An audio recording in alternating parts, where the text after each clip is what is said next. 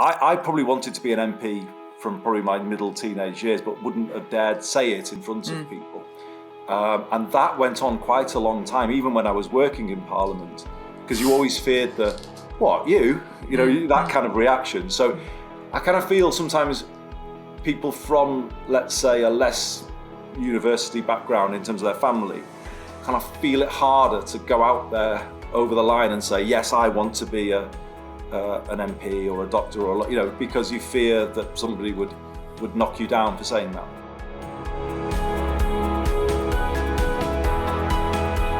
Hi, I'm Gabby Logan and this is the II Family Money Show. In each episode, I speak to a familiar face about the role money has played in their family life and professional success. And this time, I'm joined by the Mayor of Greater Manchester, Andy Burnham. Andy became the Member for Parliament for Leigh in 2001 and served as both Culture Secretary and Health Secretary under Gordon Brown. In 2017, he left Westminster to successfully run for the new role of Mayor of Greater Manchester and was re-elected for a second term last year. Described unofficially by some as the King of the North, Andy has been a vocal advocate for the North of England, holding the government to account over its levelling up agenda in particular. Away from politics, Andy is a huge football fan and has been president of the Rugby Football League. He lives in the Northwest with his wife and 3 children. In our interview, he tells me why Labour's defeat at the 1992 general election motivated him to pursue a political career, the financial lessons he learned from working in the Treasury during the financial crisis, and why his 3 children call their mum when they need money advice rather than him. Andy Burnham, great to see you, and I'm really looking forward to chatting to you. And this is the Family Money Show, the II Family Money Show. So I usually ask guests to go back to their childhood and tell me a little bit about where money came up in your life. Was it a point of concern? Did you ever feel your parents were struggling, or did they talk to you about money at all? Yeah, it was always an issue, Gabby. So I wouldn't want to claim that we were, really hard done by, but it was always a concern, if you like, in the family, and we were, I guess, careful with everything that we did. So, we didn't have foreign holidays as kids. It was a case of, if you're going to have something, you're going to have to also save or work a little bit for it. So I think that was the kind of context in which I grew up. But just to kind of add a broader point, there was always a feeling as well from my mum and dad that money is definitely not everything. Right. And they both worked, didn't they? Both your parents worked. They did. So my dad was a telephone engineer. Well, my mum and dad met working for what was the old post office. My dad was an engineer, my mum was an operator, and they met at McGull Telephone Exchange, and over the years my mum did different jobs. She was a GP receptionist for a long time.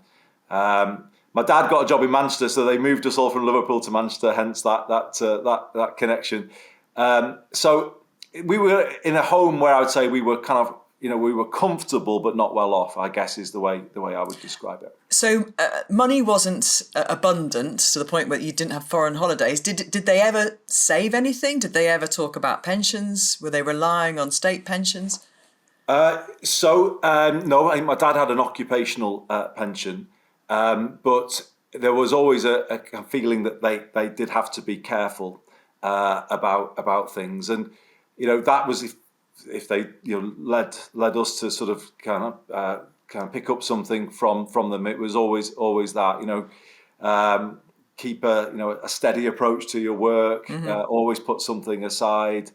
And for us as kids, it was always a case of if you want something, it's not going to land out of nowhere, and you're going to have to sort of contribute yourself. So I think myself and my 2 brothers, we always did sort of little jobs, if you like. For them, or did you work outside the house? Did you have a paper round? Oh, outside? No. Yeah. Well, a bit of that, sort of washing the car and all of that, the usual stuff. But paper round. I kind of sometimes look back and wonder how it was possibly legal to do a Sunday paper round, because I used to be on my grifter with a bag that probably, your neck sort of like that. The papers were like that thick in those days. With those Sunday supplements as well, they were heavy. heavy. I know, you couldn't get one through the letterbox without taking the front cover off the paper. But I did a paper round for many years. We all did. I did a pools round at one point when I was in my more teenage years. We all worked in a supermarket. So I think, my mum and dad were always kind of created a sense of, things don't just land on, you will have to, contribute yourselves. So the jobs they did would imply that they didn't go to university. They went from school straight into the workplace. Yeah. You did. You went to a very good university. You went to Cambridge. So Yeah. tell me about that kind of, I know somebody who's the first person in my family to go to university. When there isn't a history of graduates in the family, it takes somebody, doesn't it, to break the mould a little bit. And then for you to go to Cambridge as well, how did that kind of happen and who was encouraging you? Well, it was my English teacher, Stephen Harrington, who I met recently, actually. It was pretty much all down to him. I never thought I could aspire to Cambridge, and he kind of built me up into a position when I did actually apply. It was brilliant on one level, but completely disorientating on another. In that arriving in Cambridge in the late 1980s from the Northwest, you just couldn't relate the world you'd gone into from the one you'd come from. And, it actually would have a later bearing in my life. Hillsborough happened when I was at Cambridge. And I always remember being at home for the Easter holidays here, and everything related to that was happening here and all the feelings about that. And I went back to Cambridge for the summer term, and it was as if it hadn't happened. And that was a sort of a hard thing, really, to relate where I'd grown up to the university that I was then a part of. I think was like it, everybody, Andy? well, Was everybody. Was it the privilege? Was it the? Did you feel a sense of being detached from what you saw at Cambridge?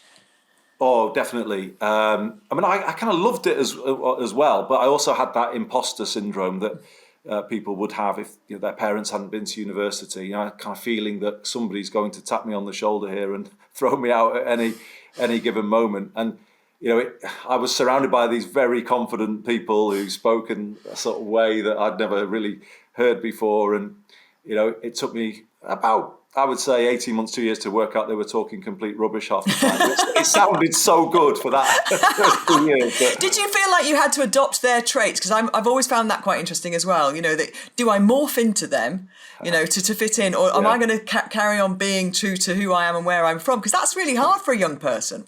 It really is. It's probably a bit of both, isn't it? I can remember going home from university, and my brothers and friends in the pub would spend a good week completely rinsing me and taking until you got your accent back. yeah. So you kind of went through this readjustment thing, and then so it was kind of hard living between those two worlds. But I think you eventually find the confidence, don't you? And you kind of realise that you should be true to who you are. I was at a college in Cambridge which was kind of renowned for being the more state school college, Fitzwilliam College. Mm-hmm. So we kind of had a bit of a Wimbledon mentality, if that makes sense. The old, whenever we played football, we kind of we always kind of that's the kind of general mood we had when we played all the posher colleges.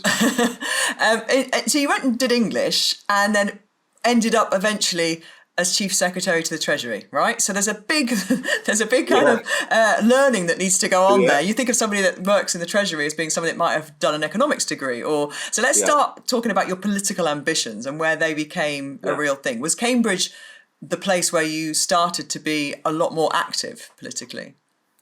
So I'd already been active in my teenage years in the Leigh area where I grew up and ultimately became the MP for.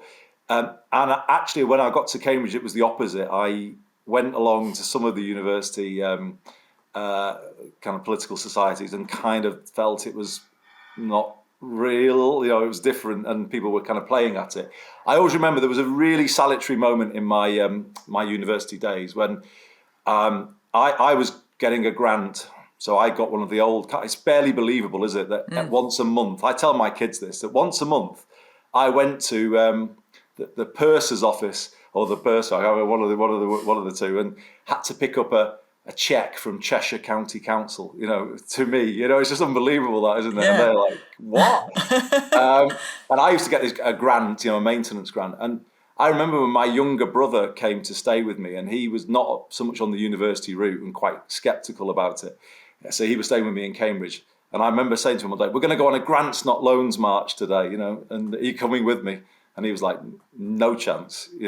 All of my mates who are training to be mechanics or whatever, and they don't get a grant, so I'm not going to get out of bed and walk around Cambridge calling for one for you. And I was like, okay. So it was a very, I think I was at university in a very different time as well, and life's moved on a lot since then. So could your career have gone in a very different direction then? Were there other things you thought about doing? I mean, one would think that you were interested in journalism and writing, being a student of English. Yeah, I started as a journalist. My very first job coming out of university, I came back to the Northwest and wanted to work in the media. And the only thing I could find was as a unpaid reporter on the Middleton Guardian. So I started on the Middleton Guardian in Manchester, but quickly realised I couldn't support myself without a salary.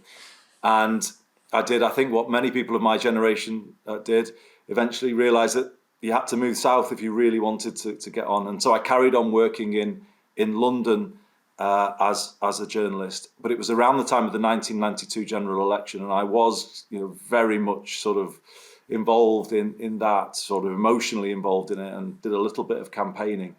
And it was at that time I was so devastated by the defeat for Labour in that election that I was at work one day. I was working for something called Baltic Publishing, which was a sort of trade magazine publisher. And I was saying how devastated I was. And this person next to me said, "Oh, you should apply to work for my stepmother. She's just been elected as a Labour MP." And that person who said that turned out to be Eleanor Mills, who subsequently went on to edit the Sunday Times magazine. And her stepmother she was talking about was Tessa Jowell. And that was one of those moments in life, Gabby, where you can't legislate for that, can you? That someone says something like that to you. So eventually I did apply and I did get the job, and that's when I jumped from a very early career in journalism to politics. Things could be so different for you, couldn't they? When you think about those, it's really interesting talking to people on this podcast about starting out with one idea, perhaps about who you are and where you're going to go in life, and then being open to those kinds of conversations. And perhaps your experiences at Cambridge actually, might have helped you be more open to those possibilities and opportunities, even though at the time you might not have seen it quite so directly. Yes, I remember though, as a young man, even in my 20s, certainly through my time at Cambridge, I probably wanted to be an MP from probably my middle teenage years, but wouldn't have dared say it in front of people. And that went on quite a long time, even when I was working in Parliament, because you always feared that kind of reaction. So I kind of feel sometimes people from, let's say, a less university background in terms of their family kind of feel it harder to go out there over the line and say, yes, I want to be an MP or a doctor, or because you fear that somebody would knock you down for saying that. You must see more diversity now, though, in politics. It can't be quite the same now when you see young politicians coming through across both sides of the House, or do you still think it's that way? I'm not sure it has moved forward because, I was obviously, I'll be honest, the generation of more career politicians, wasn't it? That was a change that was coming at that time. And that is totally steeped in privilege, isn't it? Because you have to be able to afford to sacrifice a career effectively. When I went to stand to be the MP for Leigh, talking about money, you need a lot of money to stand for, firstly, selection, to be the selected candidate for your party. You have to kind of step away from work. So I stopped work for the time. I went back to live with my mum and dad. I remember that as a really tough time because I just had my first child at that, not me, but we had our first child at that point. It's standing for selection, I think, is a very costly thing to do, and that weeds out a lot of people who've got less access to money or a supportive family. And the old trade union route, certainly on the Labour side of politics, isn't kind of supporting, that doesn't bring as many people through as it used to. So I'm not sure it has actually moved in a positive direction when you look at the backgrounds of people who make it to Parliament. I'm not sure what changes you'd recommend to help that. I mean, you look at the American system, and obviously that's steeped in money as well, isn't it, in terms of getting elected as a governor or, moving through the political system there. So have you had a look around the world to see anywhere else where it is more equitable? Yeah, I have looked at this. I think the thing you've got to do is take up either the party that you're seeking to represent takes away the sort of the impossibility, the rules of the contest in many ways shape the money, by drawing it out over months. Same was true when I stood to be leader of the Labour Party. A long contest that lasted 6 months, where you have to travel the length and breadth of the country, and it was hard, really hard to finance all of that. And I think the way we fund politics in Britain does then create those kind of situations where businesses have to support and sponsor, and all of the complexities that arise from that. And you've got to have connections to do all of that, haven't you? You do, and I always have said that, what we need to do much more for kids without connections, because it's so much more difficult, isn't it, to make your way in the world if you don't have those social connections. So let's talk about the man who did an English degree, working, under Gordon Brown, working at the Treasury. Tell me how, we know that politicians obviously have brilliant briefings from their civil servants, and you get very much up to speed with what's going on. How difficult was that? So to get your head across everything from, the health of the nation to the wealth of the nation. Yeah. Oh, well, it was. It's a great privilege, and I don't think personally you're going in as a minister to be the expert. You're not. I don't think. The Treasury is full of experts. What you're going in to be is somebody who's going to stand for the public interest and kind of test some of that expert advice as regards what's right, fair, and proper. So I, as a minister, never worry. I did read up. I did always, do the background, but I think sometimes if you go in there thinking you're going to be another expert along with all the other experts, you're almost not understanding what the role of the minister is, to be honest. In many ways, you're holding that machine to account for the average person, aren't you? And consequently, it's important not to disappear up the sort of, the kind of, or down the rabbit hole of all of these, different bits of expert advice. Oh, it's just a fantastic privilege to do that job. And it was a difficult time, if you remember. I went into the Treasury when Northern Rock was just happening, and I'll remember that day very vividly when all of that the queues were forming outside those branches. I did have a bit of. I think sometimes people with accents in politics don't get the same treatment off the Westminster press. And I do remember the day I was walking up Downing Street to be appointed Chief Secretary to the Treasury, and someone shouted out, "Have you got maths O level, Mr. Burnham?" from the, and I kind of said, I just laughed or something, and then they wrote it up that I didn't, when I actually do. But you just extraordinary. Yeah, I know, and it was like became one of those something I had to try and shake off. But that's Westminster for you. So all this time when your career's growing and you're working in government and you've got ministerial posts, how are your kind of personal financial investments going along, and who's in charge of those in the Burnham household? Well, I am not, if I'm honest, great on that side of things. You're not alone, and the incredible people I speak to on this podcast, it's amazing how many people go, I don't really do that. Somebody else seems to do it. I know. And the investment fairy. I should say to you, shall I really do this podcast? Because I am no expert at all. And if anything, I go back to my upbringing. It was kind of the advice I always got from my mum and dad was, don't think that it solves everything, because it doesn't. And don't fall out over money with anybody. Always, just if there's a dispute, get rid of it, and don't. And so that was kind of where I came from. Whereas my wife's family were kind of more, were kind of, if you like, more traditional in terms of their investments. Yeah. And so, that was the kind of difference. So she was naturally going to be the leader on those things in the house then. Yeah. Yes. Definitely. And.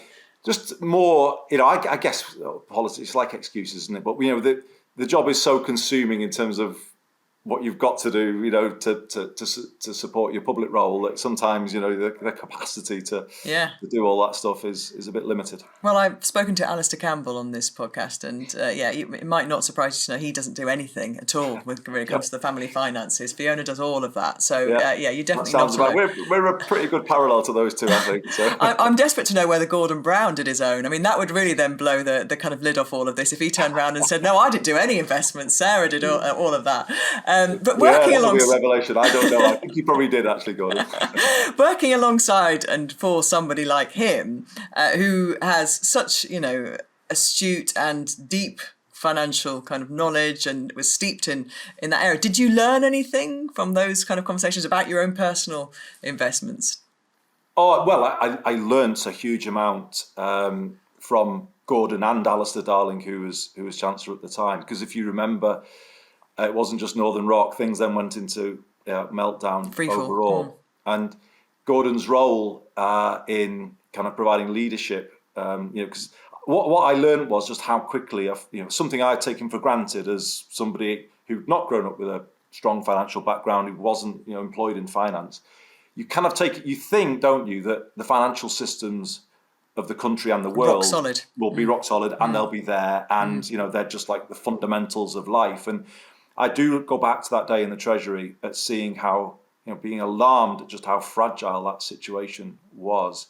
And I remember a car crash interview I gave, I think with Eddie Mayer on the PM programme. I just genuinely, I'll be honest with you, I didn't know what to say. Alistair Darling said to me, will you go out and do the interview? Because if I do it, if I say something, it'll have a different impact on the market than if you do.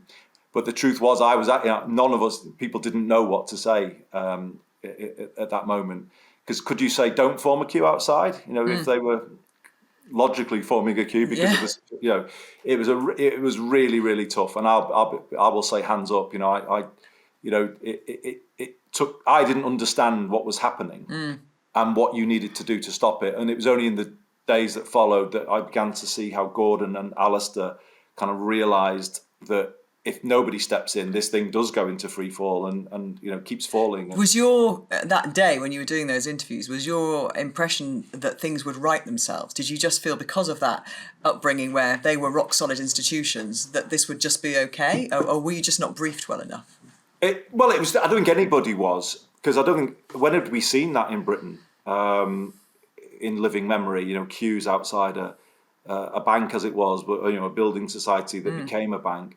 Well, we hadn't, had we? And so, the Treasury didn't know quite what to say. Yeah. And I asked them, I remember asking them, is this alone? Are they on their own? Is this an isolated thing that's just a Northern Rock thing? And, and again, they couldn't answer that question. So that was why it was so tough. This is fascinating, though, to hear, because obviously, from the outside, we're at home watching the telly, getting our information from the radio and the TV, and you assume that the grown-ups all know what's going on, and that they've got a plan, and obviously this is a completely new landscape that's evolving here at a rapid pace as well, wasn't it? It's unraveling really quickly. Oh, it was. It was just, if you remember, it almost, there was rumours about Northern Rock, and then it just, on that day when people, and this is the thing where behaviour kind of takes over the theory, if you like. So when people just started forming queues outside branches,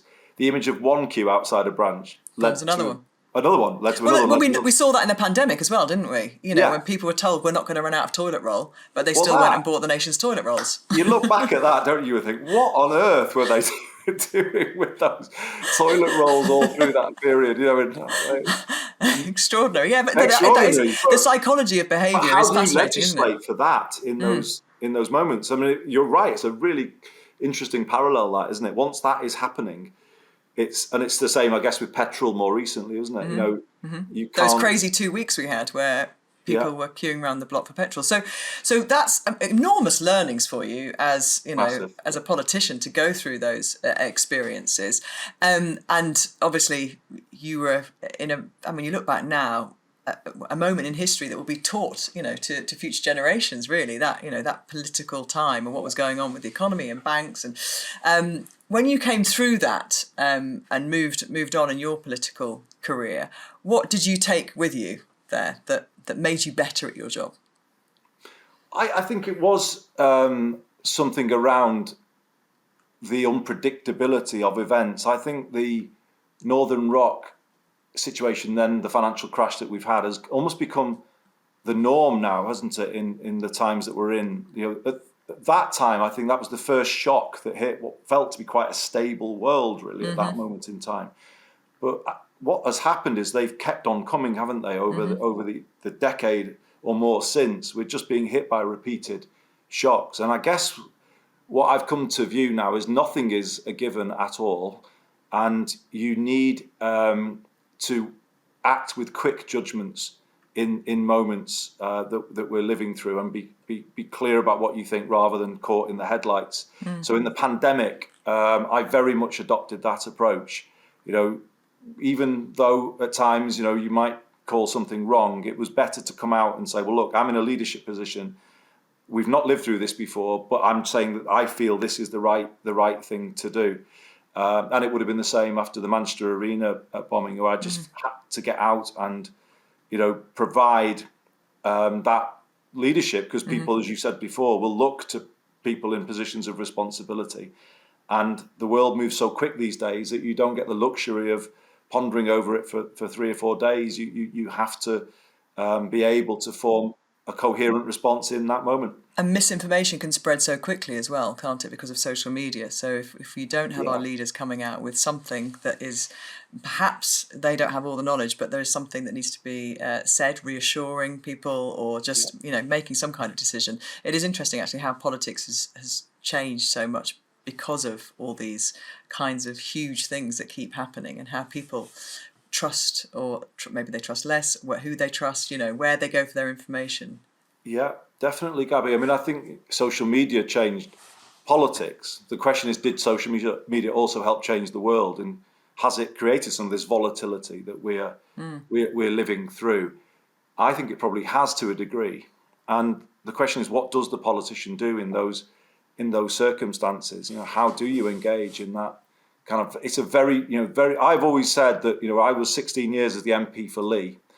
I kind of say that I can break it down to, if you consider it a game of football, a game of two halves. The first 8 years were like playing a more gentle game of football, and suddenly it became like we came out for the second half and it was rugby league, and no one told you, because it just became brutal, and you were getting battered from sides, or you didn't know.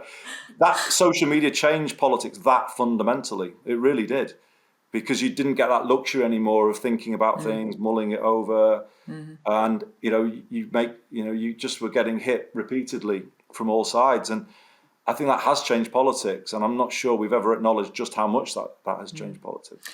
Can we go back to your time as Shadow Secretary for Education, and just briefly, we're talking here about family finances. Do you think we should formalise financial education for children so that there is time given over in the curriculum to help them understand what is coming down the tracks for them as adults?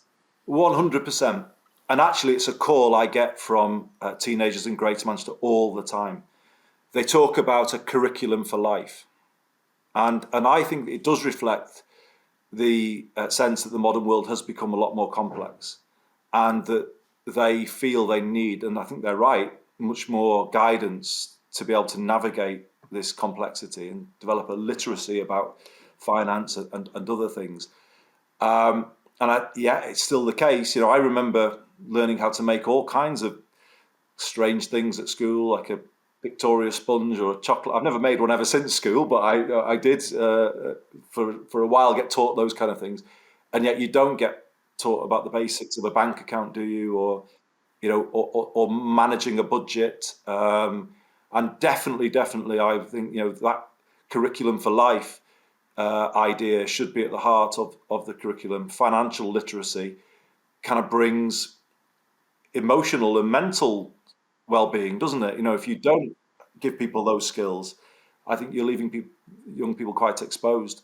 And what we observe in Greater Manchester, certainly through the pandemic, well, it was there before, but has become more accentuated since. The mental health and well-being of our young people is becoming less and less secure, if you like, as we go forward. Something needs to change to bring that resilience back. What about your own children? Do you speak to them about financial planning? Do they have jobs? Do they have to earn their pocket money?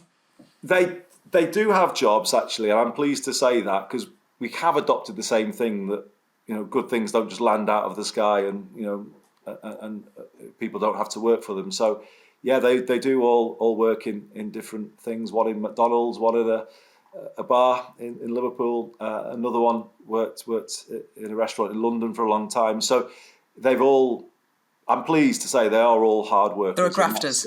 They are, and a lot of the things that they kind of get comes from the work that they've. And was your as you've said that your wife is in charge of all those kinds of things like ISAs and pensions, would they turn to her, do you think, for advice when they get their first salaries? That They wouldn't ring me. That's absolute certain. Have you also ignited any political ambition in your children? Well, I think they've all kind of turned a little bit the other way, to be honest, just because of having lived with it. Through the stresses of it. True in your family, and because they see the stresses and the things, the sacrifices. I remember very vividly at the 2015 election when I was taking Jimmy to rugby training, and it was in the middle of the general election, and I was like stopping at the lights, and I was flashing people to come out, and I was like, and Jimmy turns to me and went, "Dad, stop election driving. I've got to get to training." And I remember thinking, how old was he? 15 at the time. 15. And I remember election driving. I know. And you kind of, you don't think that they see all of the things that you do, but they do. And I don't know. I think they'd spent their childhoods, if you like, waiting in a supermarket while I was getting harangued about a certain issue, or I suppose anyone in the public eye gets this to a degree. So they'd kind of grown up with that. And it's put them off a little bit. I think so. Although Jimmy might be turning in that direction a little bit more. Yeah, maybe as they get a little bit older and detach themselves from those experiences, perhaps they'll see it slightly differently. And finally, this role that you have now as Mayor of Greater Manchester has its own challenges, different challenges to those of kind of being in Westminster. Does it feel like you're able to make change quicker in that kind of environment because you're kind of on the ground in the community that you're trying to help? Yes, it does. And the change that you make is often much more of a practical nature. So we've worked a lot on homelessness, and we've kind of rallied everybody around, and that's been a really fantastic thing to be involved with. And it's more real change in a way that Westminster can be quite abstract change at times, just passing laws that might take effect 2 or 3 years later. The one thing I do find is I'm much happier in this role. I found it to be quite liberating. The thing that I struggled more and more with in Westminster was the kind of told to vote in a certain way, told to say a certain thing. I think there's a reason why politicians often struggle to come over to people, because they can't always answer questions honestly, if you like, or they can't vote in the ways that they really would want to vote. And I do feel that Westminster politics in the end starts to make a fraud out of politicians because they can't be truly who they want to be because of the way the whip system works. And for me, that did all come to a head over Hillsborough, where I was invited as the culture secretary to the 20th anniversary, where the professional me was meant to toe a line of a government that hadn't done enough for the families. Whereas the personal me, the private me, knew my heart was with them, not with the kind of official line that I was meant to parrot. And so that was something of a departure point for me, Gabby, if I'm honest. I broke, if you like, from the path I'd been on at that time. And I kind of became a little more semi-detached, really, within that Westminster system. I fell out of love with it to the point where this role kind of felt like it would suit me much better. And it does, because I do, I am closer to the ground. I do try and call things as I see them. I try not to overdo the point scoring these days, and focus a bit more on practical change. So seems to be working okay. Thanks for listening. If you have time, please like and follow the II Family Money Show and leave us a review or rating in your podcast app. You can find loads of ideas on how to plan for you and your family's financial future at ii.co.uk. I'll see you next time.